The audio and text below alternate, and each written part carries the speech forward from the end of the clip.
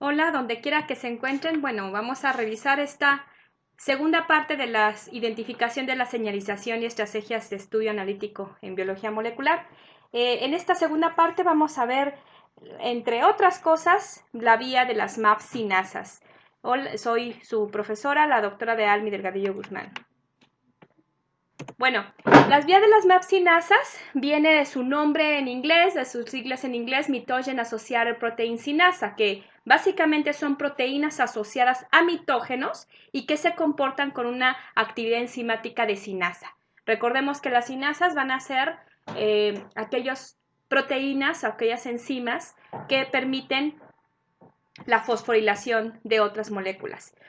Entonces, esta vía lo que hace es, número uno, acoplar señales extracelulares, es decir, desde un ligando con un receptor, y va a hacer cambios en la expresión genética. Hay muchas proteínas que van a sufrir cambios y que van a generar cambios entre sí y que van a tener una parte muy interesante estructural, desde el punto de vista estructural, van a tener cambios conformacionales, fosforilaciones, traslocaciones, etc. Estas van a culminar con una activación de varios efectores como factores de transcripción que van a estimular diferentes cosas como la proliferación celular, la evasión de apoptosis, o bien está involucrado íntimamente y se ha relacionado mucho con el fenotipo oncológico. Bueno, por ejemplo, cuando uno de los elementos que se presentan las MAP-sinasas es cuando un receptor del factor de crecimiento epidérmico es fosforilado y se une a una proteína llamada Growth Factor Receptor Binding Protein 2, que es la GRB2. Esta GRB2 va a reclutar las proteínas SOS que están cerca de la membrana y esta es próxima a otra proteína que se llama RAS. RAS es una proteína que está anclada a la membrana y que se va a activar después de que GRB2 entonces recluta a SOS. SOS entonces convierte a RAS de estar inactivado con guanosin difosfato a RAS con guanosin trifosfato. ¿Qué es lo que sucede entonces? Hay una fosforilación, ¿cierto? En los libros de texto va a decir, o en los artículos, generalmente dice que hay un intercambio de GDP por GTP. Esto no es de todo cierto, no es que haya un intercambio, es que hay una fosforilación, justamente porque son sinasas, pues hay una fosforilación, es una ganancia de los fosfatos, específicamente en esta parte, ¿no? El guanosin difosfato, que tenía dos fosfatos, gana un fosfato y se convierte en trifosfato. Entonces, RAS, que está con trifosfato, está activado, está fosforilado, va a activar a su vez a RAF sinasa. RAF sinasa, pues por supuesto que es una sinasa, es una enzima, que a su vez va a activar a MEC, que también es una sinasa. Siempre que vean una K significa que es una sinasa, y esta finalmente activa a MAP sinasa. Entonces, MAP sinasa fosforila el efector final y regula el crecimiento o el metabolismo celular. ¿Qué es lo que sucede? Vamos a verlo. Tenemos el receptor aquí. Este es el receptor, esta es la membrana celular. Y el receptor del factor de crecimiento epidérmico se va a unir al factor de crecimiento epidérmico como ligando. Entonces, GRB2 va a fosforilar a RAS. Ay, no, perdón. El GRB2 simplemente se va a fosforilar y va a activar a SOS. Y SOS va entonces a fosforilar o a intercambiar GDP por GTP. Y entonces RAS, que estaba anclada a la membrana, va entonces a activarse. Aquí lo tenemos, a RAS activado con un guanosin trifosfato. Este guanosin trifosfato va a activar, pues es una sinasa, va a activar a una sinasa, va a activar a RAF. Y RAF, por ser también otra sinasa, actúa intercambiando ATP por ADP. Y entonces esto le regala un fosfato y se le regala a MEC. MEC le regala otro fosfato a MAP, a MAP-cinasa y a su vez comienza a actuar sobre varias proteínas. Miren, lo interesante de estas vías de señalizaciones que estamos viendo de las vías de las MAP-cinasas es que van a terminar en varios puntos de proteínas de diferentes índoles, con cambios en la actividad de las proteínas o cambios en expresión genética, sobre una proteína X, sobre una proteína Y, sobre reguladores de genes de una proteína A o una proteína B. Es decir, es una, justamente a esto le llamamos una activación en cascada y que tenemos una amplificación de la señal inicial, que sería la unión del ligando-receptor, como pasa igual que en las tirosinas. Vamos a verlo de nuevo. Tenemos aquí al ligando, activa el receptor. Acuérdense que el receptor va a tener una tirosina-sinasa aquí y esto va a actuar sobre la fosforilación de GRB2 a través de una CHC. CHC es las proteínas que habíamos hablado que van a estar uniendo y que van a ser activadoras. Entonces GRB2 actúa sobre SOS y estas unidas, las tres, ya fosforiladas, van a tener una acción fosforilativa, ¿sí? En donde GTP, este fosfato que tenemos aquí, se lo van a dar a GTP, perdón, a GDP. A GDP, y entonces vamos a tener, en lugar de GDP, vamos a tener GTP, y esta RAS que tenemos anclada a la membrana se va a activar.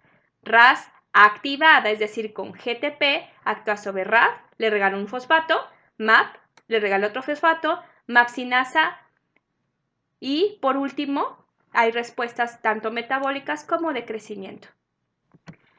Existen muchos caminos paralelos entonces de las MAP-cinasas con distintas MAP-cinasas y MEC-cinasas. La especificidad para estos caminos proviene de la unión inicial de los dominios CH2. ¿Sí? Entonces, no solamente es una vía específica, sino que va a terminar en varios agentes, ¿no? Varios agentes, en este caso CH2 es uno de los elementos que puede decir que se puede decir que amplifica esta señal. Bueno, vamos a ver este video. En este video ustedes le dan clic aquí, por favor localícenle para que tengan una mejor explicación o que lo vean de una manera más clara y continuamos. Bueno, ahora vamos a ver la vía de IP3 y calcio.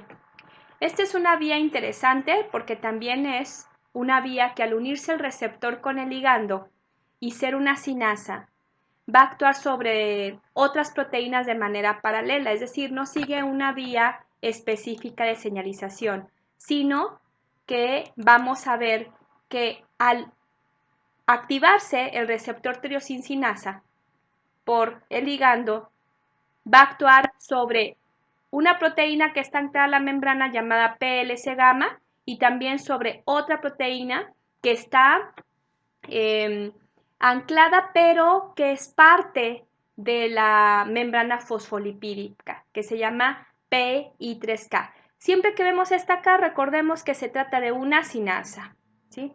Entonces, vamos a ver de este lado. La primera parte, el receptor se fosforila y se une entonces con PLC gamma. Este PLC gamma tiene dominio CH12 para que lo recordemos y se encuentra cerca de la membrana adyacente a los fosfatidilinacetoles que son parte de la membrana. Entonces, lo que hace esta PLC gamma es hidrolizar un fosfatidilinositol que se llama PIP2 y entonces conformar diacilglicerol e IP3. Entonces el resultado de esto, de esta acción, de esta activación, es que PIP2, que se encuentra aquí en la membrana, aquí aparece de este lado, pero en realidad está aquí en la membrana, se hidroliza en diacilglicerol e IP3. IP3 va a activar o va a aumentar la cantidad de calcio intracelular, ya sea por retículo sarcoplásmico o por la entrada de calcio por activación de algún canal. Y entonces aquí el punto final es que eleva el calcio intracelular y entonces comienza una acción celular. y diacilglicerol va a actuar sobre otra sinasa llamada PKC. Esta es una sinasa, es una proteína sinasa C, así le llaman, proteína sinasa C, que va a tener que ver con la migración celular, con la invasión o con la metástasis.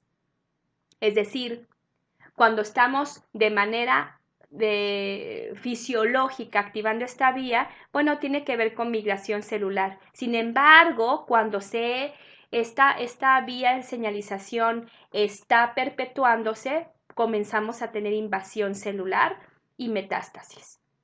Bueno, por otro lado, al mismo tiempo, de manera paralela, también se va a activar una fosfoinositol 3 sinasa, que también nos va a dar como resultado PIP2, pero que también está aquí anclada en la membrana, y nos va a dar PIP3. Esta actuará sobre otra sinasa llamada proteína de sinasa y esta sobre otra llamada AKT. Más adelante vamos a poner un ejemplo de cómo estas actúan en una señalización específica como en la de la insulina, por ejemplo.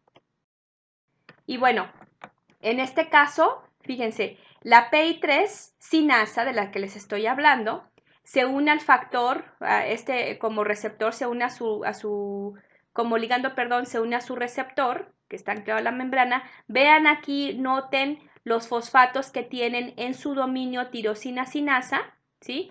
Y entonces se autofosforila, pero al mismo tiempo atrae, gracias al dominio CH2, que es de anclaje, como ya lo habíamos visto, a una proteína llamada PLC gamma, que a su vez, vean, aquí en este gráfico se ve más bonito.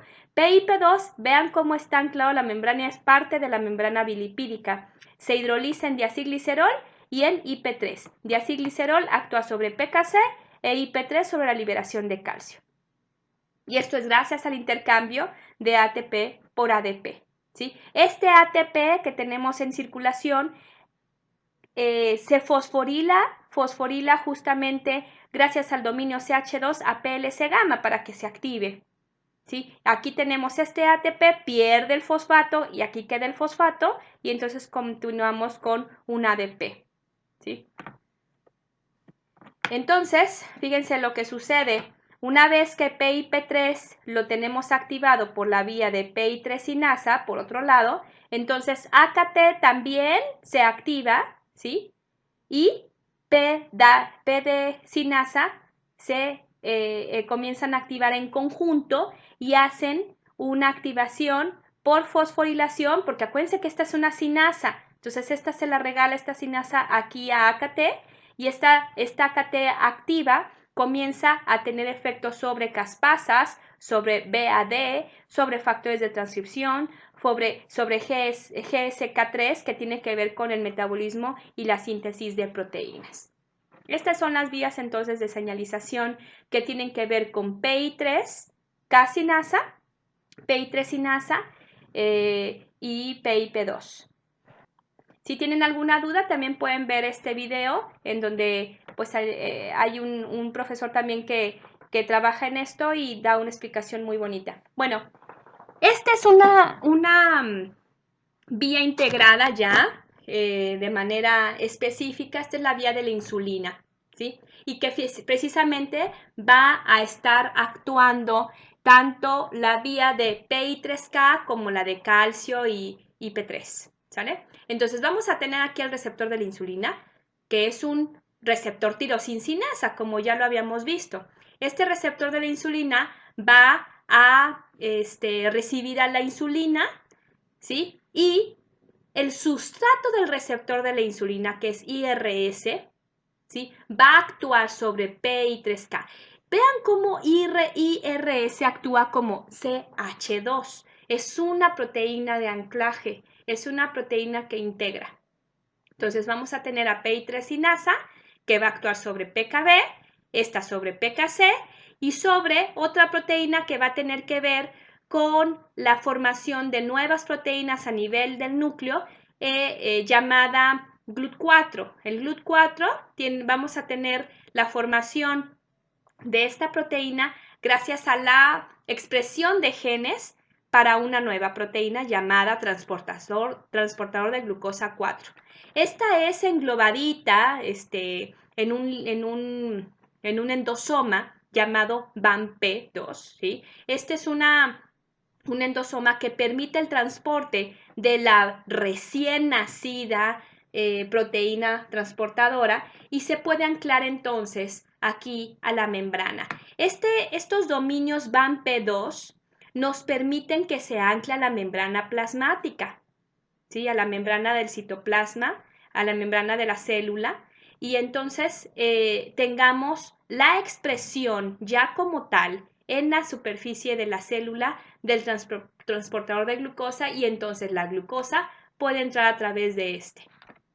Por lo tanto, el receptor de la insulina y del factor de crecimiento parecido a la insulina, pues nosotros pensamos que es simplemente se une al receptor y entonces tenemos efectos y algo pasa por ahí. Sin embargo, ya vimos que la acción de la insulina tiene muchos pasos, tiene muchos elementos moleculares intracelulares para que entonces podamos tener un concepto claro de que el efecto biológico final de la unión del receptor con la insulina entonces es la formación de GLUT4, que es el transportador de glucosa que nos permite la entrada de glucosa a la célula. Por lo tanto, miren, la insulina tiene funciones metabólicas, es una hormona anabólica por excelencia, promueve la incorporación de glucosa en el músculo y tejido adiposo, promueve la síntesis de glucógeno y lípidos, promueve la síntesis proteica y tiene funciones mitogénicas. Es decir, mitogénicas quiere decir que va a formar nuevas células, promueve la síntesis de DNA, estimula el crecimiento y la diferenciación celular y estimula el crecimiento fetal. Esto es importante, al decir mitogénicas, tiene que ver con mitosis, es decir, formación de nuevas células. Y metabólicas tiene que ver con la funcionalidad y activación de varias proteínas en conjunto. Entonces, el factor de crecimiento parecido a la insulina, en este caso, este factor, esta proteína, casi todos los tejidos van a ser sensibles a ellos. Y es mitogénico, promueve el crecimiento y diferenciación celular, estimula el crecimiento del hueso, del músculo y el cartílago. Es neurotrófico, es decir, estimula el desarrollo y crecimiento de neuronas. Vamos a analizar un poquito al receptor de la insulina, que es bastante interesante. El receptor de la insulina es heterotetrámero. Tiene dos subunidades. ¿Qué quiere decir heterotetrámero? Tetra, pues es de 4, ¿verdad? Hetero es que son diferentes. O sea, las subunidades, estas 4 subunidades que estamos hablando, son diferentes entre sí. Vamos a tener dos subunidades alfa, esta, y dos subunidades beta, esta y esta. Ambas van a estar unidas por un puente disulfuro. Recuerden que los puentes disulfuros son débiles, no son puentes como los de los covalentes que tienen una fuerza muy importante. En este caso los puentes disulfuros son uniones débiles, ¿sí? De esta manera. Entonces vamos a tener a la insulina que se une a la subunidad alfa, ¿sí? Y entonces, en la subunidad beta, en la parte intramembranal, va a tener un dominio tirosincinasa. Por lo tanto, el receptor de la insulina es un receptor heterotetrámero con actividad tirosina-sinasa. Entonces, al unirse la insulina al receptor, es decir, el ligando la insulina y el receptor, va a producir, número 1, por supuesto, la transfosforilación del receptor en varios residuos de tirosina, porque es una tirosincinasa. Y luego estos residuos fosforilados se unen a proteínas, que en este caso sería el sustrato del receptor de la insulina. El receptor fosforila al sustrato del receptor de la insulina y recluta otras proteínas adaptadoras o efectoras, como si fuera una CH2. Es una proteínas con dominio CH2 como GRB2 y PI3K y se unen entonces al receptor de la insulina fosforilado, ¿sí? Este receptor, este sustrato hace un complejo Son proteínas adaptadoras y reclutan a otras proteínas efectoras que activan diversas vías de señalización. Y la insulina también va a activar al receptor de parte de las vías de las maxinasas. En general está relacionado con las funciones proliferativas de la insulina y la vía de PI3 sinasa relacionadas con las funciones metabólicas. Entonces, si queremos hablar de insulina, tenemos dos funciones importantes, una que es proliferativa, que tendrá que ver con la vía de las maxinasas, y otra metabólica, que tendrá que ver con la vía de PI3 sinasa. ¿De qué depende esto? De las proteínas que se unen al receptor del sustrato de la insulina. Vean, entonces esto ya está integrado. Tenemos a la insulina, ¿sí?, que se une como ligando a su receptor. Aquí tenemos la subunidad alfa, la subunidad beta, donde tenemos los dominios tirosincinasa. Y entonces la rama metabólica se va a PI3K. Y la rama mitogénica se va hacia CH2, que vean cómo esta es paralela. CHC y IRS1 son paralelas, pero cuando está unido a SHC va a reclutar a GRB, esta a su vez a SOS, a RAS, a RAF, a MEC, a ERK y a JUNC. Por lo tanto, gracias a esto tendremos crecimiento, diferenciación celular, y tiene que ver mucho con la aterosclerosis y la inflamación ya de manera patológica.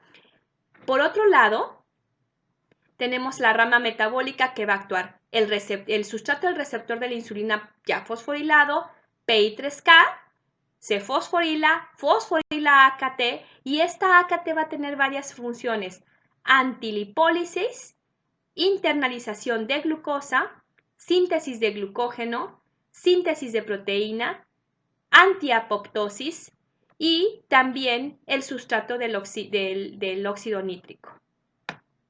Hay algunos elementos, miren, aquí los ponen como unos elementos que van a bloquear a estas proteínas. Quiere decir que cada una de estas proteínas que se están activando en esta vía pueden ser farmacológicamente bloqueadas. Estas rayitas que están aquí significa que la guanina va a actuar sobre PI3K, o esta molécula experimental llamada UO126OPD va a tener acción sobre ERK, ¿sí? Y aquí mismo. Entonces, cada una de estas proteínas son blancos farmacológicos también. Entonces, la vía de la insulina, como vemos, aquí vamos a tener una fosforilación, ya lo vimos, y actúa sobre todo esto, y vamos a tener traslocación. Esto es la última parte. AKT sinasa va a provocar que existe una traslocación de la membrana, y por lo tanto GLUT4, que se encuentra en la vesícula, se transporte hacia la exterior y entonces permite la entrada de la glucosa a la célula. Vean entonces cómo es una fiesta interna que está aquí actuando de manera de cascada, ¿verdad? Bueno, esta ya es la integración completa, que ya creo que la van a poder entender un poco más, pero aquí ya tiene que ver con todos los elementos que trascienden después de AKT. Esta es la vía que estábamos hablando con el receptor el sustrato del receptor de la insulina, también las proteínas adaptadoras. Aquí tenemos a GRB2, se va a la vía de las maxinasas, ¿sí? Y tiene que ver con síntesis de proteínas. Pero cuando se va a vía de PI3K, tiene que ver con AKT y síntesis de glicógeno y fosforilación también de glicógeno. Muy bien, entonces esta regulación de fosforilación puede ser de manera multisitio, y así le llamamos regulación por fosforilación multisitio. La autofosforilación en determinados residuos puede tener efectos de regulación positiva y negativa, es decir, que tiene que ser regulado, no puede ser perpetuado, y tiene que de alguna manera todo esto va a estar comenzando a tener un feedback positivo o negativo. La regulación positiva tiene que ver con una autofosforilación de la tirosina en el dominio de tirosina sinasa del receptor de la insulina, y va a incrementar la actividad y a estabilizar la sinasa. esta actividad catalítica se va a mantener aún después de la disociación de la hormona. Esto es algo bien importante. La regulación positiva se mantiene después de la disociación de la hormona. En el receptor, por ejemplo, del factor de crecimiento epidérmico, la autofosforilación en un sitio dentro del extremo carboxilo terminal incrementa la actividad sinasa. Entonces, por un lado vamos a tener una estabilización de la sinasa y por otro, esta fosforilación incrementa la actividad sinasa por el extremo carboxilo terminal. Los receptores entonces pueden ser fosforilados por la parte de serina o treonina por sinasas intrínsecas al receptor y entonces cuando disminuye la autofosforilación en tirosina y la activación o la actividad de tirosina sinasa al receptor vamos a tener una regulación negativa. ¿Qué pasa? PKC fosforila el receptor del factor de crecimiento epidérmico en serina y disminuye la actividad tirosinsinasa. Y entonces entra PKC o Jung, que va a fosforilar a serina y al receptor de la insulina, y esto disminuye la activación de tirosinsinasa y la acción de la insulina. La prolongada estimulación de insulina también incrementa la fosforilación de serina del receptor. Entonces, esta regulación cuando llega a un punto en donde está demasiado fosforilado, comienza a ser la regulación negativa. También puede ser la regulación por cambios conformacionales, es decir, que la proteína cambie de manera, de forma, así le llamamos cambios conformacionales, y entonces el extremo carboxilo terminal de la subunidad beta del receptor de la insulina regula la señalización del mismo ligando y comienza a plegarse. Se plega y entonces de esta forma bloquea la actividad sinasa. ¿En dónde se va a plegar? Justamente en el residuo de tirosina o de serina. Esta regulación ofrece un mecanismo para disminuir la actividad sinasa basal y podría ser posible un mayor aumento en la señalización con la activación por la unión a la hormona. Y otros posibles moduladores pueden ser proteínas y péptidos que pueden modificar la respuesta a hormonas por activación o inhibición de la activación de las tirosinas sinasas del receptor. Lo vamos a volver a repetir esta parte. Entonces tenemos, esta es la insulina, que es el ligando. Recuerden la subunidad alfa como un repaso. La subunidad alfa acuérdense que es tetra, es un receptor hetero-tetramérico. Entonces, la subunidad alfa está unida por puentes disulfuro. La subunidad beta tiene los residuos de tirosina y de serina. Aquí es donde se lleva a cabo la fosforilación y cuando hay un cambio conformacional, serina se plega y entonces tapa esta zona en donde tendríamos la fosforilación. Esa es la forma también de poder tener una regulación de la acción de la insulina sobre su receptor. Es decir, no solamente o no exclusivamente el hecho de que la insulina se una al receptor va a garantizar que la vía de señalización termine. Esto tiene que ver mucho más también con la regulación. La regulación tiene que existir y una de las formas es este plegamiento que es bastante bonito e interesante. Muy bien, hasta aquí esta segunda parte de las vías de señalización. Espero que haya quedado claro. Si tienen alguna pregunta, por favor, háganla llegar para que podamos responderlas. Muchas gracias.